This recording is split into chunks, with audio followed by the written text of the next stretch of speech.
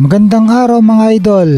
Nag-post si General Cuadrolas Casimero ng video sa Facebook kung saan may caption ito na madami na lumuhod sa moves na ito mga boss. Palutungin natin ng gusto kung saan ipinakita nila ang kombinasyon ng mga suntok na karamihan ay puro uppercut na mahina lang na parang pameke lang muna. Tapos tatapusin sa isang napakadiin na pampaluhod sa kalaban na left hook ni Casimero na isa sa kanyang signature punch. Kaya matalino talagang tandem ng magkapatid na Casimero mga idol.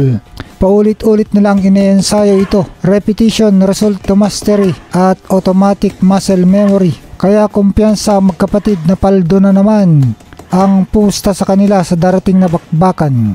Maalala mga idol na isa sa biktima ng left hook na ito ay ang huling nakalaban ni Casimero na si Mexican Saul Sanchez na isang top level fighter. Dito bumagsak sa pamatay na suntok na ito ni Casimero si Sanchez at na-knockout sa isang round lang. Kaya ganon din kayang mangyayari kay Kyonosuke Kameda mga idol.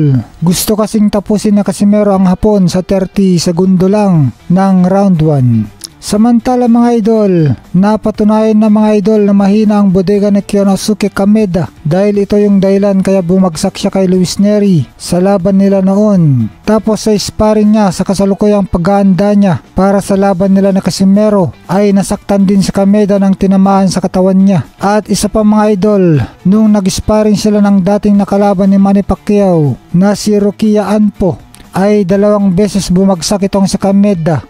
Pero hindi purong boxing ang naging laban nila mga idol, kundi isang kickboxing ang naging sparring nila. Kaya dahil dito mga idol, may pupuntiryahin na si Casimero para mapaluhod niya itong si Kameda.